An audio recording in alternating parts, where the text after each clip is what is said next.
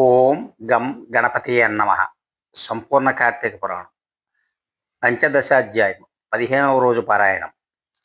దీప ప్రజ్వలనచే ఈ ఎలక పూర్వజన్మ సుస్మృతితో నరరూపము ధరించుట. జనక మహారాజు కోరిక మేరకు వశిష్ఠ మహాముని కార్తీక మాస మహత్యమును వివరిస్తున్నారు. ఈ మాసమున హరినామ సంకీర్తనలు వినుట, శివకేశుల వద్ద దీపారాధన చేయుట, పురాణములు చదువుట లేక వినుట, సాయంత్రం దేవతా దర్శనం చేయలేని వారు కాలసూత్రం అనే నరకమున పడి కొట్టుమిట్టాడు. కార్తీక శుద్ధ ద్వాదశి దినమున మనసారా శ్రీహరిని పూజించిన వారికి అక్షయ పుణ్యం కలుగును. శ్రీమన్నారాయణని గంధ పుష్పక్షతలతో పూజించి దీప నైవేద్యములు ఇచ్చిన యెడల విశేష ఫలితం పొందుతారు.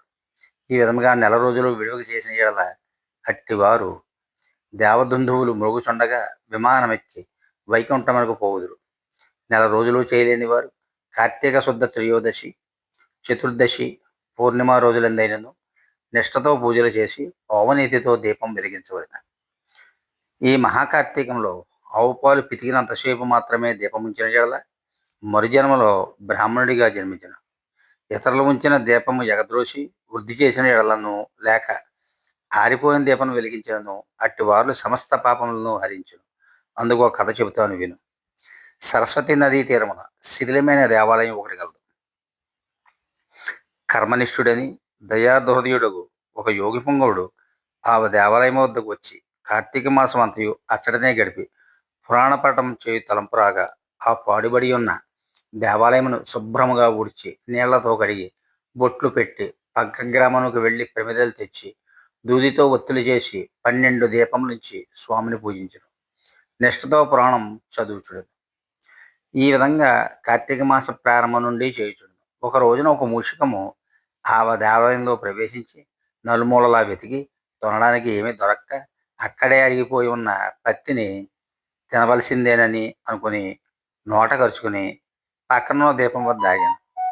నోట కరిచి ఉన్న ఒత్తి చివరకు అగ్గి అంటుకొని ఆరిపోయిన ఒత్తిని కూడా వెలిగించాను. అది కార్తీక మాసం ఒకటి వలన శివాలయంలో ఆరిపోయిన ఒత్తి ఈ ఎలుక పళ్ళతో వెలుగుడి చేత దాని పాపం హరించుకుపోయి పుణ్యం కలిగినందున వెంటనే దాని రూపం మారి మానవ రూపంలో నిలబడింది. ధ్యాననిష్టలో ఉన్న యోగి పుంగవుడు తన కనులను తెరిచి చూడగా పక్కన ఒక మానవుడు నిలబడి ఉంటే గమనించి, నీవు ఎవరవు, ఎందుకు ఇక్కడ నిలబడి ఉంటుంది అని ప్రశ్నించగా, ఆర్య, నేను మూషికమును. రాత్రి నేను ఆహారమును వెతుక్కుంటూ ఈ దేవాలయంలోకి ప్రవేశించి ఇక్కడ కూడా ఏమీ దొరకనందున నెయ్యి వాసనలతో నుండి ఆరిపోయిన వత్తిని తినవలనని దానిని నోటకరిచి పక్కనే ఉన్న దీపం చెంత నిలబడి ఉండగా నా అదృష్టం కొలిది ఆ వత్తి వెలుగుటియే చే నా పాపంలో పోయినందున కాబోలు వెంటనే నాకు పూర్వజన్మ ఎత్తి తిని. ఓ మహానుభావ, నేను ఎందుకు ఈ మూషిక జన్మ ఎత్తవలసి వచ్చాను, దానికి గల కారణం ఏమిటి వివరించమని కోరగా,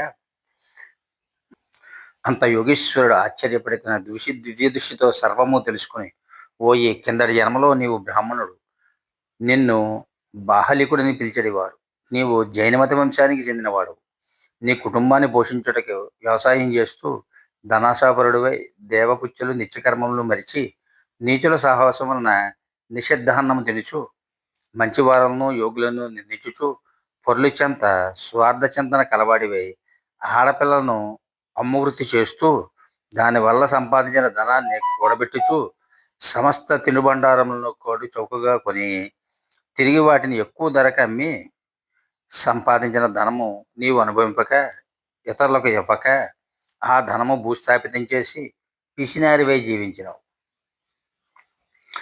మరణించిన తరువాత ఎలుక జన్మనెత్తి వెనుకటి జన్మ పాపం అనుభవించుచుంటివి.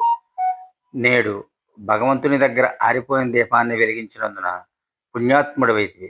దాని వలననే నీకు తిరిగి పూర్వజన్మ ప్రాప్తించింది. కావున నీవు నీ గ్రామమునకు పోయి నీ పేట ఎందు పాతిపెట్టిన ధనమును త్రవ్వి ఆ ధనముతో దానధర్మములు చేసి భగవంతుని ప్రార్థించుకుని మోక్షణ పొందుమని చెప్పి పంపించారు. పంచదశాధ్యాయము 15వ రోజు పారాయణం సమాప్తం. 15వ రోజు పాటించవలసిన నియమాలు: నిషిద్ధాలు: పగటి భోజనం ఉసిరి, దానములు వరి అన్నం, భోజనం వెండి, పూజించాల్సిన దైవం చంద్రుడు, జపించాల్సిన మంత్రం ఓం సోమాయ సోమతనవే స్వాహ. ఫలితం మనశ్శాంతి, ప్రసాద గుణం.